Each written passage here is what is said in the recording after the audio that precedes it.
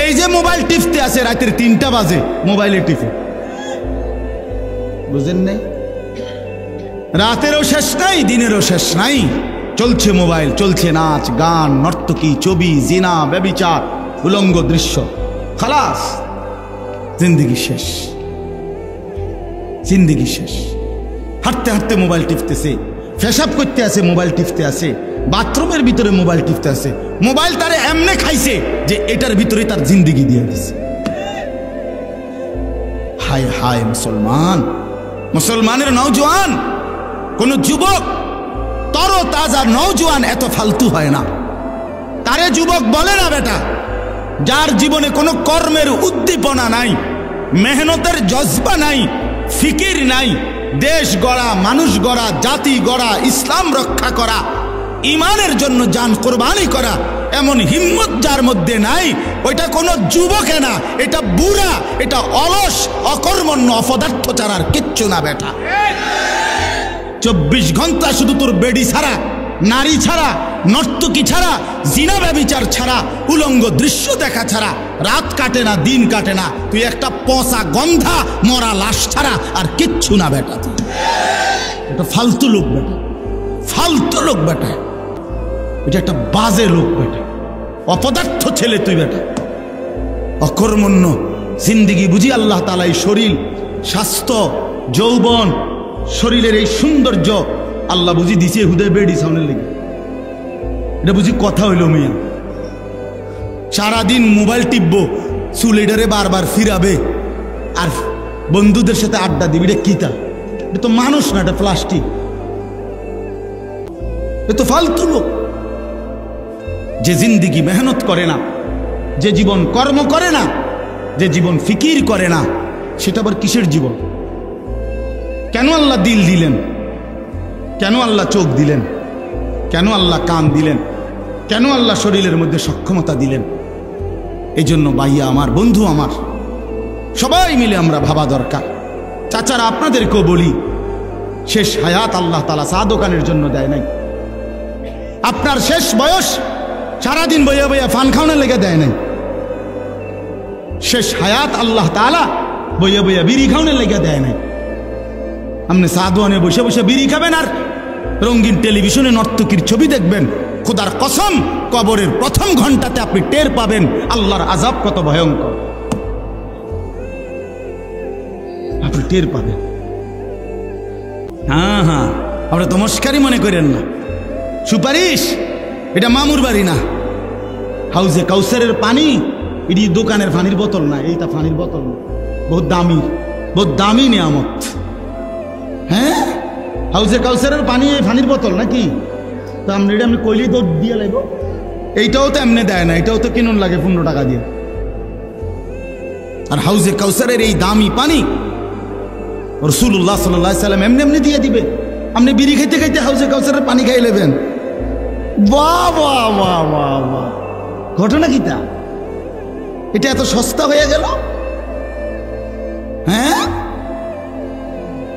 কি ঘটনাটা কি? আখেরাতে তো সহজ মনে করলেন,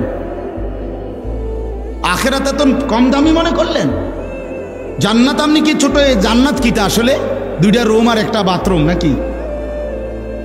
2টা রুম আর একটা বারিন্দা, এটা জান্নাত? তো আপনি কি মনে করছেন? এটা কি ভাবছেন? আল্লাহ আমাদেরকে মাফ করে দেন। এজন্য চলেন, আমিও ভাবি, আপনিও ভাবেন, বয়স্ক বাবারাও ভাবেন, নওজোয়ান ছেলে তোমরাও ভাবো। আরেকবার ইনসাফের সাথে ভাবো ভাইয়া, জিন্দিগির আপাদমস্তক, রাতের কি খবর, দিনের কি খবর, সকালের কি খবর, বিকালের খবর। 365 দিনে কোনো দিন ফজরের নামাজ পড়তে মন চায় না। আর এই কেমন জানোয়ার জিন্দিগি তুমি গঠন করছো? এ কেমন অমানুষের জিন্দিগি তুমি কাটাচ্ছ? মুসলমানের ঘরে তুমি কেমনে ঘুমাও? তোমার মতো দুশ্মন কেমনে ঘুমাও? 5 ওয়াক্ত নামাজ, 1 ওয়াক্ত নামাজ পড়তে চায় না। এ কেমন জিন্দিগি? মুসলমান 30 বছর কেমনে মিশা কথা খায়? 30 বছর একজন মুসলমান টানা কেমনে সুদ খায়? প্রতিদিন একজন মুসলমান ব্যবসায়ী ওজনে কেমনে কম দেয়? কি মুসলমান? একজন মুসলমানের ঘরে প্রত্যেক দিন কিভাবে টেলিভিশনে নাচ গান উলঙ্গ ছবি নাটক সিনেমা প্রতিদিন চলবে, এটা মুসলমান? কোনোদিন মনে পড়বে না এটা গুনাহ? কথা বলেন না আমার, আপনার কি কোনোদিন মনে পড়তো না এটা কি? প্রতিদিন আপনার বিবি বাচ্চা নাতি নাতনি এরা ডেইলি টেলিভিশন চায়, প্রত্যেক দিন নাচ গান দেখে, আপনার চোখের মধ্যে একটু ভাঁজও নাই, আপনার কপালটার মধ্যে একটু টেনশনও নাই, আপনার চোখে এক ফোঁটা পানিও নাই। আহা, আমার বাচ্চার কি হবে, আমার বিবির কি হবে, আমার সন্তানের কি হবে? আপনাদেরকে শুনাই বাফ, এক সাহাবী ছিলেন ওয়াসিলা ইবনুল আসকা, আমরা নিজে কিতাবে পড়ছি ওয়াসিলা এই সাহাবীর নাম। এই সাহাবী একদিন ওনার ছেলে, উনি মিশরে থাকতেন, ওনার ছেলে রোমে, মানে আজকের ইটালি, এই রোমের খ্রিস্টান বাহিনীর বিরুদ্ধে সাহাবী নবীজির ইন্তেকালের পরে সাহাবীর ছেলে যুদ্ধে গেছে কাফেরদের বিরুদ্ধে। যুদ্ধে খ্রিস্টান বাহিনী এই সাহাবীর ছেলেকে বন্দী করছে, বন্দী কইরা অন্ধকার কারাগারে আটকায় রাখছে। তো ওনার বাকি কাফেলার বাকি সদস্যরা আইসা মিশরে ওনার কাছে এই সংবাদ জানাইছে, আপনার সন্তানকে খ্রিস্টান বাহিনী বন্দী করে অন্ধকার কারাগারে আটকায়া রাখছে। আল্লাহর কসম, আমি নিজে কিতাবে পড়ছি, হযরত ওয়াসিলা এই সাহাবী প্রথম শব্দ চিৎকার দিয়া বলছে, আয় আল্লাহ, তাইলে আমার সন্তান নামাজ পড়বে কেন? অন্ধকার কারাগারে আমার সন্তানকে যে আটকায় রাখছে, ওই নামাজের ওয়াক্ত চিনবে কেমনে, আজান শুনবে কেমনে? ও তো আজান শুনবে না, ওইখানে ওয়াক্তও তো চিনবে না। এরপরে কিতাবে লিখছে এই সাহাবী 5 ওয়াক্ত নামাজের পরে সময়ে, উনি 5 ওয়াক্ত নামাজের টাইমে ওই রোমের দিকে ফিরে উনি বলতেন, ইয়া বুনাইয়া কাদ হানা ওয়াক্তু সালাতিল ফজর, হে আমার সন্তান, ফজরের নামাজের ওয়াক্ত হইছে, ওঠো বাপ, নামাজ পড়ো। ছেলেটা যখন পরবর্তীতে মুক্তি পাইছে, ছেলে তার বাবাকে বলছে, আল্লাহর কসম বাবা, আপনার জবানের প্রতিবারের উচ্চারণ আল্লাহ আমার কানে পৌঁছাইছে, হাজার হাজার মাইল দূর। এক বাবার প্রথম ফিকির সন্তানের জন্য কি বলেন না কেন? নবী সাল্লাল্লাহু আলাইহি সাল্লাম সাহাবীদেরকে একদিন শুনাইছেন যে আল্লাহর এই জমিনে শেষ জামানায় সর্বশ্রেষ্ঠ কাফের, সবচেয়ে বড় কাফের বের হবে। সেই কাফেরের নাম হলো দাজ্জাল, যে 40 দিনে লক্ষ কোটি কোটি মুসলমানের ঈমান নষ্ট করে কাফের বানায় ফেলবে। নাউযুবিল্লাহ। তো নবীজি বলছে সেই 40 দিন যে থাকবে দাজ্জাল পৃথিবীতে, এই 40 দিনের প্রথম দিন হবে 1 বছরের সমান, ইয়াউমুন কাসানাতিন, একদিন হবে প্রথম দিন 1 বছরের সমান, দ্বিতীয় দিন 1 মাসের সমান, তৃতীয় দিন 1 সপ্তাহের সমান, আর চতুর্থ দিন থেকে বাকি দিনগুলো 24 ঘন্টা, স্বাভাবিক এখনকার হিসাব। তাহলে প্রথম দিন কতটুকু? 1 বছর। আচ্ছা, এটা আপনার সামনে বলার পর আমি হইলে কি বলতাম? আরে খাইছে রে, কি তো 1 বছর কেমনে হইব, এত লম্বা টাইম হইব, দিন হইব কদ্দূর, রাত হইব কদ্দূর, হ্যাঁ সকাল থাকবো তাহলে কতক্ষণ, মনে করেন এই জাতীয় নানা রং সঙ্গের কথা আমরা বললাম হইলে এটার উপরে। কিন্তু আল্লাহ রসুল সাল্লাল্লাহু আলাইহি সাল্লাম এটা বলার পর খেয়াল করেন, সাহাবায়ে কেরাম শুনছে, যারা ওনাদের সামনে নবীজি বলছেন, সাহাবায়ে কেরাম প্রথম প্রশ্ন করছে নবীকে কথা শুনা যে ইয়া রাসূলুল্লাহ, এই দাজ্জাল বের হলে একদিন যে 1 বছরের সমান হবে, আমাদের প্রশ্ন হলো সেই দিন আমরা কি 1 বছরের নামাজ পড়বো নাকি 1 দিনের নামাজ পড়ব? বুঝছেন ফিকির কথা আমার? বুঝছেন মানে ওনাদের চিন্তাটা প্রথম কিসের? নামাজ কি হবে আগে, এইটা কর, নামাজ পড়বো কেমনে? সুবহানাল্লাহ। এই হলো সাহাবায়ে কেরাম। আল্লাহ নবী সাল্লাল্লাহু আলাইহি সাল্লাম বলেন, তোমরা তখন 1 বছরের নামাজ হিসাব করে আদায় করবে, 1 দিনের নামাজ না। কেমনে হিসাব করবো? আপনি ওই সময় থাকেন তো দেখবেন আলেমরা কেমনে বলে, চিন্তার কি দরকার? ওই সময় আল্লাহ তাআলা জমিনের মধ্যে ফতোয়া দেওয়ার জন্য, বুঝাইয়া দেওয়ার জন্য ওলামায়ে কেরাম রাখবেন। জমিন থাকলে আলেম থাকবে, সূর্য উঠলে আলেম থাকবে, চাঁদ উঠলে আলেম থাকবে। আল্লাহকে ডাকার মতো, আল্লাহকে বুঝানোর মতো ব্যবস্থাপনা থাকবেই। যেদিন ওলামা থাকবে না, যেদিন আল্লাহর স্মরণ থাকবে না, আল্লাহর নাম থাকবে না, সেদিন আর সূর্য উঠবে না, চাঁদও উঠবে। এই জন্য আপনাদের কাছে আমি অনুরোধ করছি, আমার কথাটা আমি বিস্তারিত বুঝাই বলার এটা চেষ্টা করলাম। আমরা যদি আমাদের হায়াত কদর করি, জিন্দিগি কদর করা উচিত। এই যে প্রতিনিয়ত মাহফিল হয় আমার বাপ, মাকসাদ শুধুই কেবল একটা ওয়াজ হইছে, আরো 10 গ্রামে মাহফিল হয়, আমগো গ্রামেও একটা মাহফিল হইছে, এতটুকুই যেন উদ্দেশ্য না হয়। বরং চলেন পরিবর্তনের নিয়তে আল্লাহর কথা শুনি, বলেন ইনশাআল্লাহ। এই কথার থেকেই আমি শুরু করছিলাম। অর্থাৎ কি শুনতে হয়? আন্তরিকতা নিয়ে শুনতে হয়, মনোযোগ দিয়ে শুনতে হয়, তাহলে আল্লাহ পরিবর্তন নসিব করে।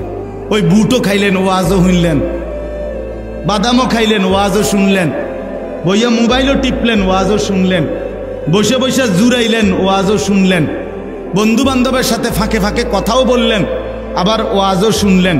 নতিজা আরজালের তাবে হয়। নিয়ম হইল ফলাফল নিকৃষ্টতার অনুগামী হয়। এটা আরবি ভাষার একটা কায়দা, মানে ভালো এবং মন্দ উভয়ের মিশ্রণে মন্দের প্রভাব পড়ে। কিসের প্রভাব পড়ে? এটারে কয় আরজাল। আরজাল মানে নিকৃষ্ট জিনিস। মনে করেন একটা টাঙ্কিতে, গাজী টাঙ্কি 500 লিটারের, এইটার ভিতরে মোটর দিয়া পানি পুরাইছে, পুরাইতে গিয়া মোটরের থেকে যে পানি পড়তেছে পাইপ দিয়ে, এটা খুব ফোর্সে পড়ছে, অনেক পানি, তাইলে পবিত্র পানি, কিন্তু সাথে এই ফাঁকে দিয়া একটা অন্য পাইপ দিয়া 1 ফোঁটা 2 ফোঁটা 4 ফোঁটা করিয়া করিয়া ফুটতে ফুটতে এখানে কয়টা ফেসাবের ফোঁটাও পড়ছে। তো ফেসাবের ফোঁটা পড়ছে নয়তো 30 ফোঁটা, আর বাকি ফুরাটাই পবিত্র পানি, মানে মোটরের পানি। এখন এই দুইটা মিললা ফলাফল কি? এই নতিজা কিসের আসছে? মানে ফলাফল আসছে কোনটার? নিকৃষ্টটার, নিকৃষ্টটার। এই জন্য নতিজা আরজালের তাবে হয়, নতিজা আরজালের তাবে হয়, অর্থাৎ ফলাফল নিকৃষ্টতার অনুগামী হয়। এই জন্য বন্ধু আমার, এটা জরুরি। আপনি মনোযোগ দিবেন না, আবার আল্লাহর কথা শুনবেন, এই মনোযোগ ছাড়াটাই থাকবে, আর কিছু বুঝতেন না। ওই মোবাইল টিফাটাই বুঝছেন, ওই বুটটাই পাবেন, বাদাম খানাটাই হলো, আপনার বন্ধুর সাথে কথা বলাটাই হইল, আল্লাহর কথা শোনা হলো। উত্তমটা আসবে না, অনুত্তমটা আসবে, ফলাফল। যেন আমি কথাটা লম্বা করে বললাম, এজন্য আমার একটা উদ্দেশ্য আছে। আমি চাই সব সময় প্রত্যেক মুসল্লি নিজ নিজ মহল্লার মসজিদের ইমাম সাহেবের জুমার বয়ান মনোযোগ দিয়ে শুনুক। এটা আমার একটা সাধনা।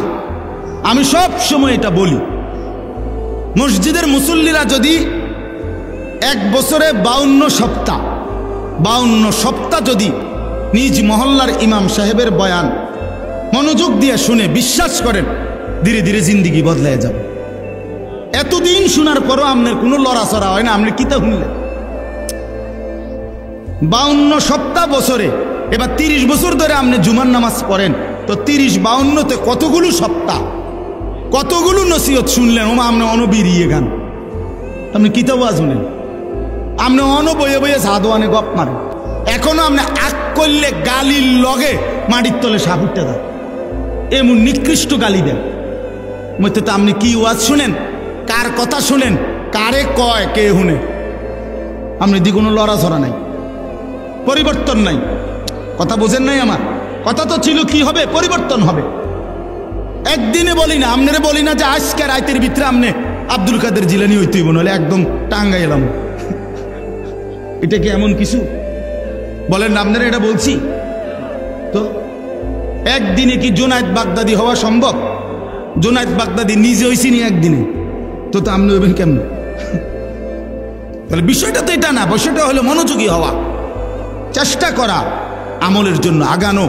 ধীরে ধীরে আগাইলে আল্লাহ তাআলা বরকত দিবে। আল্লাহ আমাদেরকে তৌফিক দান করেন, আল্লাহ আমাদেরকে কবুল করে নেন, আল্লাহ তাআলা আমাদেরকে ফিকির দান করেন। অনেক যুবক বসছো ভাইয়া, আল্লাহ তাআলা সমস্ত নওজোয়ানকে আল্লাহর দ্বীনের জন্য, নামাজের জন্য ঈমানের জন্য আল্লাহ কবুল করে নেন, আমিন। আমি যে আয়াতখানা পড়ছি এবার অল্প সময় এই আয়াতের তর্জমাটা শুনাই, তাইলেই আমার কথা শেষ। কোরআনুল কারীমের 5 নম্বর পারা, 4 নম্বর সূরা। সূরাটার নাম হলো সূরায়ে নিসা। এই সূরার 69 নম্বর আয়াত আমি পড়ছি। এই আয়াতটার এবার বাকিটুকু সময় সংক্ষিপ্ত কয়েকটা কথা বলতে চাই। আগে একটা কথা বোঝেন, মনোযোগ দিয়ে। এখন সবাই মনোযোগ দিছেন তো? বুট টুট নাই তো কারো লাগে? সাবধান, বুট খাওয়া কোনো নিষেধ না। আপনি মাহফিলের মুনাজাতের পরে সাথে সাথে তার প্যান্ডেল খুলতো না, আপনি এরপরে 1 ঘন্টা বুট খাইয়েন, বই আমার কোনো অসুবিধা নেই। আপনি 14 গোষ্ঠীর বুট সব আপনি খাইয়েন, কিন্তু এখন মনোযোগী হন, ঠিক কিনা বলেন না কেন?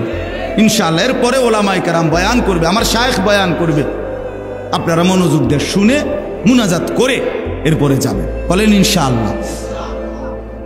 তো দেখেন, এই আয়াত বুঝাইবার জন্য আমি আগে 2টা কথা বলি।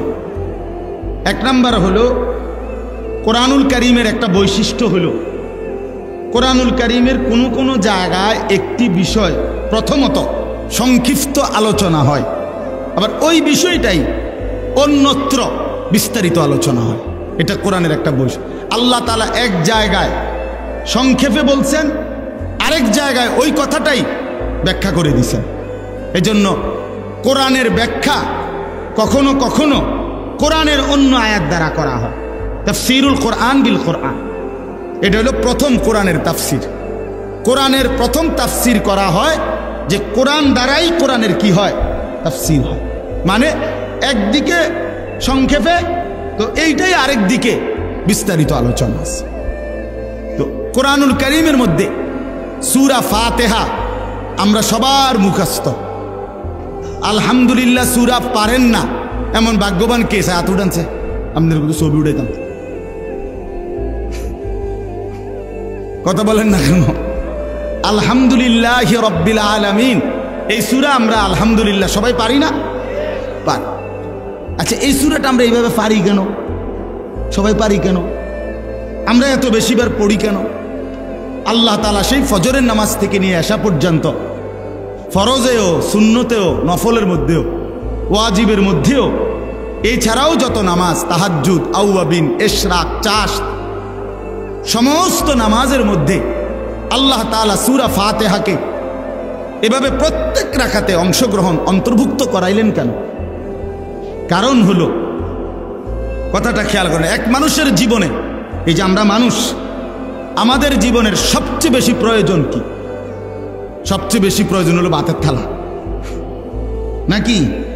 জি না, সবচেয়ে বেশি প্রয়োজন মানুষের হলো হেদায়েত।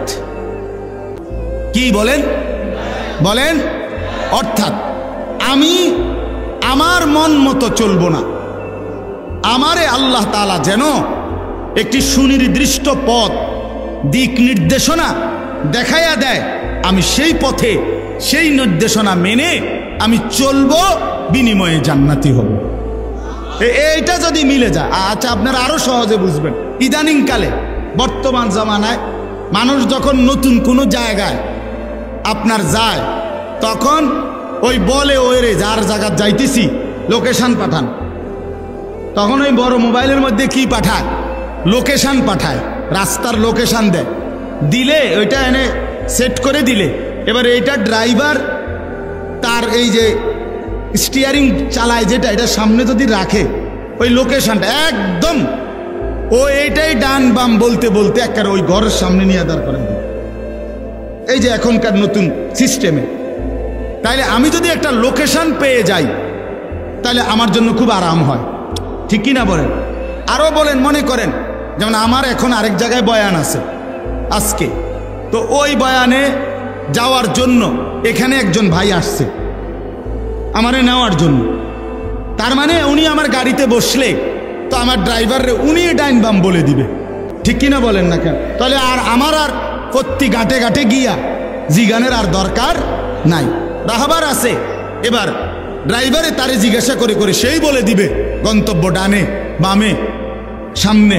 এই তাহলে এই হেদায়েত পাওয়া, পথ পাওয়া, দিক নির্দেশনা পাওয়া, এটা জীবনের সবচেয়ে বেশি দরকার। আল্লাহ তাআলা যদি এই দৌলত কাউকে দেয়, আল্লাহর কসম তাকে আল্লাহ সর্বশ্রেষ্ঠ দৌলত দিছে, সর্বশ্রেষ্ঠ। যে আল্লাহ আমি এলোমেলো চলতে চাই না, আমি মন মতো চলতে চাই না, মন মতো চললে আমি পথ পাবো না, আমি রাস্তা পাবো না, আমি আপনাকে পাবো না, আমি আখিরাত পাবো না, আমি জান্নাত পাবো না। এই জন্য মানুষের জীবনের সবচেয়ে বড় চাওয়া আল্লাহর কাছে সেটা হলো হেদায়েত। আল্লাহ আমার একটা লোকেশন দেন, হেদায়েত দেন, আমারে রাস্তা বলে দেন, আমারে পথ দেখায় দেন, আমারে আমার জিন্দেগির নির্দেশনা দিয়ে দেন। এইটা হলো হেদায়েত। তো কোরআনুল কারীমের সূরা ফাতিহা আল্লাহ তাআলা আমাদেরকে এতবার পড়ায়, মূলত এটার উদ্দেশ্য হইল যে আল্লাহ বুঝায়, বান্দা তোমার জীবনে ভাত মাছ চাল ডালের কথা তুমি না বললেও আমি দিতাম, এটা এতবার বলার কিছু নাই। বরং তোমার জন্য সবচেয়ে বড় দরকার হলো এখান থেকে নিয়ে জান্নাত পর্যন্ত পৌঁছার যে লোকেশন, যে হেদায়েত, যে নির্দেশনা, এটা তোমার বড় দরকার। তুমি এইটাই আমার কাছে বারবার বারবার সকাল থেকে নিয়ে রাত পর্যন্ত চাইতে থাকো। এই ব্যবস্থা হিসাবে আমি আল্লাহ সূরা ফাতিহা দিলাম, যে সূরা ফাতিহার মূল দোয়াই হলো ইহদিনাস সিরাতাল মুস্তাকিম, ইহদিনাস সিরাতাল মুস্তাকিম। সেই সকাল ভোর থেকে শুরু করলাম, রাত তাহাজ্জুদ গভীর রজনী পর্যন্ত পড়তেই থাকলাম, যেন আল্লাহকে বললাম, আল্লাহ এটা আমার সবচেয়ে বেশি দরকার। সিরাতে মুস্তাকিম, সরল সঠিক পথ, যে পথে চললে, যে পথে হাঁটলে, যে পথে জিন্দেগি চালাইলে আখিরাত মিলবে, জান্নাত মিলবে, আপনার সন্তুষ্টি মিলবে, আপনার জান্নাত মিলে যাবে। ওইটাই আমার বেশি দরকার। আমারে এমন একটা লোকেশন দেন, আমারে একটা হেদায়েত দেন, সিরাতে মুস্তাকিমের রাস্তা বলে দেন। এইটা যদি আল্লাহ গ্রহণ করে, যা বান্দা এতবার বলছো আমি দিলাম, তো বান্দা কামিয়াব, বান্দা কামিয়াব, বান্দা কামিয়াব। এজন্য সিরাতে মুস্তাকিমের দোয়া একটি নিরাপদ রাস্তা, একটি সুন্দর রাস্তা, একটি সরল রাস্তা, যে রাস্তা পৌঁছবে কই পর্যন্ত? জান্নাত পর্যন্ত। বলেন না কই পর্যন্ত? জান্নাত পর্যন্ত। সেই রাস্তা আল্লাহর কাছে চাওয়া, এটাই হলো মুমিনের, ইমানদারের সবচেয়ে বড় চাওয়া। এই জন্য আল্লাহ আমাদেরকে দিয়ে সূরা ফাতিহা প্রত্যেক রাকাতে রাকাতে পড়াইতেছেন, কখনো ইমামের মাধ্যমে, আর আলাদা পড়লে নিজের মাধ্যমে। কিন্তু সূরা ফাতিহা ইমাম সাহেব কোক আর মুক্তাদি কোক, সূরা ফাতিহা বলতে হবে, বলতে হবে কিনা বলেন? আচ্ছা, এখন আসেন ইহদিনাস সিরাতাল মুস্তাকিম। আমি আল্লাহর কাছে বললাম আমার সবচেয়ে বেশি দরকার আল্লাহ হেদায়েত, জান্নাতের রাস্তা, আমার এখান থেকে নিয়ে ওই পর্যন্ত। এখন আমি এখান থেকে নিয়ে জান্নাতে যাইতে চাই, কি কি করতে হবে, কেমনে কেমনে যাইতে হবে, এটাই হেদায়েত, সিরাতে মুস্তাকিম। এখন মনে করেন এই দোয়াটা আল্লাহ কবুল করলো, করে আপনারে কোরআন শরীফের একটা বাংলা তরজমা, অনুবাদ, বুখারী শরীফ, মুসলিম শরীফ, তিরমিজি শরীফ, নাসাই শরীফ, আবু দাউদ শরীফ, ইবনে মাজাহ, মানে 6টি বিশুদ্ধ হাদিসের কিতাব, এগুলোর বাংলা অনুবাদ, বাংলা তরজমা আপনার কাছে কিন্না আমি আপনার জন্য আইনা এই 6টি হাদিসের কিতাব আর কোরআন শরীফের বাংলা তরজমা আপনার হাতে তুলে দিল, দিয়া বললাম ভাই এটির ভিতরেই হেদায়েত আছে, আমনে খুঁজলাম, আমনেটা আমনে বুঝ করে নেন, দেখবেন আমনের 14 বছর 18 বছর গেছে গা, 20 বছর আপনি কোনো আগা মাথা পাইতেন না। আপনি নিজে নিজে খুঁজা সবটা আপনি মিলাইতে পারতেন না, তো তাইলে আমার সিরাতে মুস্তাকিম মিলবে কিভাবে, আমার জান্নাতের রাস্তা কিভাবে মিলবে? তখন যেন কথা খেয়াল করেন, পরের আয়াত সিরাতাল্লাযীনা আনআমতা আলাইহিম, এর পরের আয়াত এটা কিনা, অর্থ হইল আল্লাহ সিরাতে মুস্তাকিম মানে সরল রাস্তা, হেদায়েত আপনি তো আমারে দিবেন, তবে আমারে আমার হাতে দিয়ে দিলে হইতো না যে তুমি এডির থেকে টকায় খুঁজা নাও, তাইলে আমি পারতাম না, বরং আপনি আমার আগে যাদেরকে সিরাতে মুস্তাকিম দিছেন এমন নেককার, এমন নেয়ামত প্রাপ্ত বান্দা আপনার যারা, এমন কাউরে আমারে মিলাইয়া দেন। আমি যেন এমন একজন প্রিয় বান্দা পেয়ে যাই, আপনার একজন পছন্দের বান্দা পেয়ে যাই, যাকে আপনি দয়া করে হেদায়েত দিছেন। ওরে যদি আমি মিলে যাই, তাহলে আমি তার পিছনে পিছনে চলে আমিও সেই জান্নাতের রাস্তা, হেদায়েতের রাস্তায় চলে যাব। এটা হলো দ্বিতীয় আয়াতের অর্থ, সিরাতাল্লাযীনা আনআমতা আলাইহিম। আল্লাহ, আমি যেই সিরাতে মুস্তাকিম, সরল সঠিক রাস্তা চাচ্ছি, আমি এটা একা পারতাম না। আপনি আমার আগে, আমার সামনে, আমার আগে যাদেরকে হেদায়েত দিছেন, তাদের কাউকে আমারে মিলায় দেন, দেখায় দেন। আমি তার পিছনে চলবো, হেদায়েতের রাস্তা পাবো, জান্নাতও পেয়ে যাব। আচ্ছা, এখন ওই যে বললাম সিরাতাল্লাযীনা আনআমতা আলাইহিম, আল্লাহর কাছে আমি বললাম, আল্লাহ আপনার নেয়ামত প্রাপ্ত বান্দাদের রাস্তা আমারে দেখায়া দেন, আমারে মিলায়া দেন। তো এই আয়াতে আইসা আল্লাহ তাআলা এই সূরা নিসার 69 নম্বর আয়াতে আল্লাহ তাআলা পরিষ্কার বলে দিছেন, শোনো, আমার নেয়ামত প্রাপ্ত বান্দা হলো 4 শ্রেণী। কয় শ্রেণী? 1, মিনান নাবিয়্যিন, সমস্ত নবীগণ। 2, অস-সিদ্দিকিন, সমস্ত নবীদের পরে উম্মতের মধ্যে সর্বশ্রেষ্ঠ ইমানদার যে, তারে বলে সিদ্দিক, যেমন আবু বকর সিদ্দিক। এজন্য মনে করেন ওই আদম আলাইহিস সালাম থেকে নিয়ে আমাদের নবী পর্যন্ত লাইন ধরছে, এরপরে উম্মতের লাইন, এরপরে নবীজির পিছনে উম্মতের প্রথম যে ব্যক্তি লাইনে দাঁড়াবে তিনি আবু বকর সিদ্দিক রাদিয়াল্লাহু তাআলা আনহু। এই সিদ্দিক মুহাদ্দিসিনে কেরাম, মুফাসসিরিনে কেরাম অনেকে বলেন সমস্ত সাহাবায়ে কেরাম সিদ্দিক। আল্লাহ তাআলা নবীদের পরে উনাদেরকে সবচেয়ে মর্যাদাবান করেছেন। তো আল্লাহ বলেন, সমস্ত নবীগণ আমার নিয়ামত প্রাপ্ত বান্দা, সমস্ত সিদ্দিক যারা নবীদের পরে উম্মতের মধ্যে সর্বশ্রেষ্ঠ সিদ্দিক, তাদেরকে বলে তারা আমার নিয়ামত প্রাপ্ত বান্দা। 3 নাম্বার অশুহাদা, সমস্ত শহীদগণ যারা আমার দ্বীনের জন্য জান বাজি রেখে নিজেদের কলিজার খুন জীবন দিয়ে দিছে, শহীদগণ। 4 নাম্বার সালিহিন, আমার নেককার বান্দা। কারা? প্রকাশ্যে এবং গোপনে, একাকী এবং সবার মাঝে, সর্বাবস্থায় যারা আল্লাহর হুকুম বিধান পালন করে তাদেরকে বলে সালিহিন, নেককার। ও মানুষের সামনে তেমনি জিমায় কুমায়, বুঝেন না কথা, কারে মনোজন একারে বুজুর্গি বাইয়া ফুটতে আছে, কিন্তু একলা হইলে দিন মানে না, পূর্ণ শরীয়ত মানে না। সেটা আমিও হইতে পারি, যেই হইতে পারি, এমন হইলে হবে না। যার রাত দিন বরাবর, যার আলো অন্ধকার বরাবর, যার একাকী প্রকাশ্য বরাবর, যার মসজিদে ইবাদত যেমন আল্লাহর হুকুম মতো, তার বাজারের ব্যবসাও আল্লাহর হুকুম মতো। কথা বুঝছেন কিনা বলেন? সর্বাবস্থায়, সব হালাতে আল্লাহর হুকুমের উপরে যে নির্ভর করে থাকে তারে বলে সালিহিন, নেককার, আল্লাহর প্রিয় বান্দা, আল্লাহ ওয়ালা। তো আল্লাহ বলেন, নবীগণ আমার নেয়ামত প্রাপ্ত, সিদ্দিকগণ আমার নেয়ামত প্রাপ্ত, শহীদগণ আমার নেয়ামত প্রাপ্ত, সালিহিন আমার নেয়ামত প্রাপ্ত। এবার বান্দা, তোমরা যদি জান্নাতের রাস্তা চাও, সিরাতে মুস্তাকিমের রাস্তা চাও, এই আয়াতে আমি ব্যাখ্যা করে বলে দিলাম, নবীদের রাস্তা ধরো, সিদ্দিকের, আবু বকর সিদ্দিকের রাস্তা ধরো, শহীদদের রাস্তা ধরো, আমার নেককার বান্দাদের রাস্তা ধরো, তাইলে হেদায়েতও পেয়ে যাবে, জান্নাতও পেয়ে যাবে।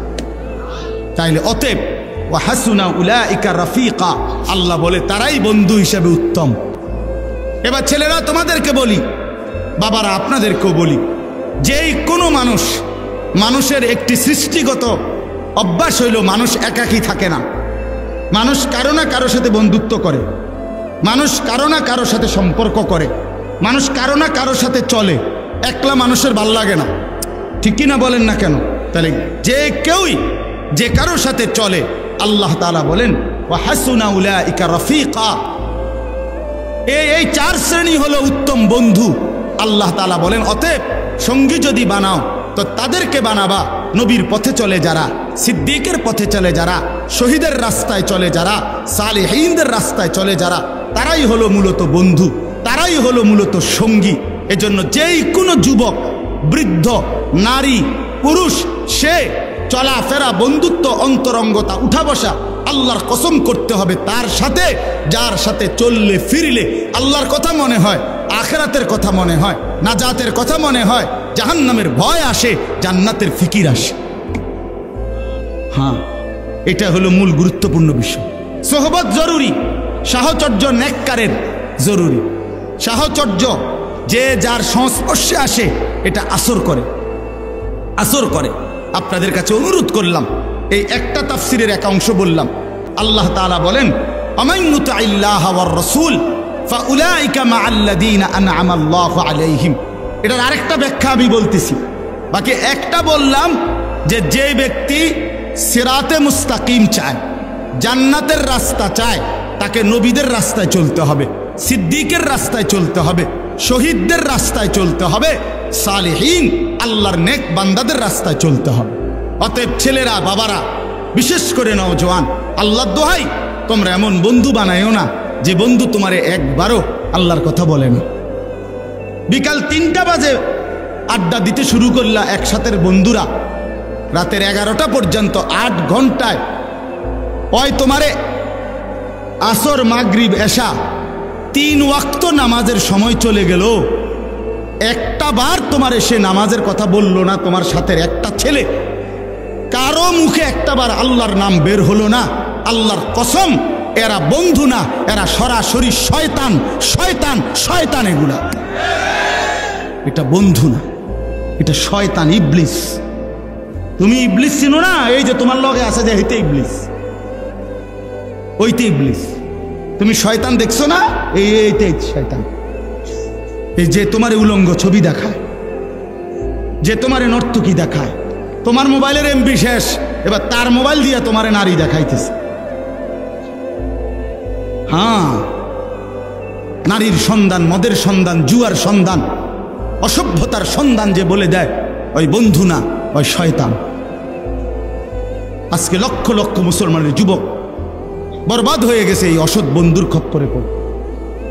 সমবয়সী বন্ধু, এই দুষ্ট, এই শয়তান ভালো ঘরের ছেলে মেয়েটাকে নষ্ট করে দিছে। বাবাও ভালো ছিল, মাও ভালো ছিল, কিন্তু অসৎ বন্ধুর খপ্পরে পড়ে বেচারা শেষ, চরিত্রহীনের খপ্পরে পড়ে। নবী সাল্লাল্লাহু আলাইহি ওয়াসাল্লাম বলছেন, লা তুসাহিব ইল্লা মুমিনান, ইমানদার ছাড়া কাউকে বন্ধু বানায়ও না।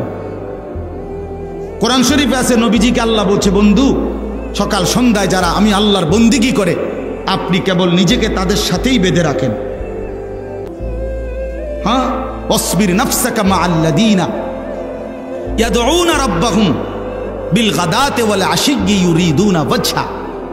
অতএব এই একটা প্রসঙ্গ শেষ করলাম, আরেকটা প্রসঙ্গ শুধু আছে। এই প্রসঙ্গটা তাহলে আপনাদের কাছে বুঝাইলাম। প্রথম আমি বলছি, মনোযোগের সাথে, আন্তরিকতার সাথে আল্লাহর কথা শুনবেন, মনে আসেনি এই কথাটা? এখন দ্বিতীয় কথা বললাম, চলাফেরা, উঠা বসা, আন্তরিকতা সম্পর্কের ক্ষেত্রে নেককারদের সঙ্গী হবেন, নেককারদের, নেককারদের। হ্যাঁ, আমি আমার ড্রাইভার, একসাথে গাড়িতে চলি, কখনো আমি জিজ্ঞাসা করি নামাজ কোথায় পড়মু, কখনো আল্লাহর কসম ড্রাইভার জিজ্ঞাসা করে হুজুর নামাজ কোথায় পড়মু। তাহলে একজন আরেকজনকে কিসের কথা মনে করায়? নামাজের কথা মনে, আখিরাতের কথা মনে করা। যারে ভাই তুমি এই মিথ্যাটা বললা কেন, তুমি এই অন্যায়টা করলা কেন? তাহলে এইটা হলো বন্ধু, যে তার বন্ধুকে আখিরাত আর পরকালের কথা স্মরণ করায়।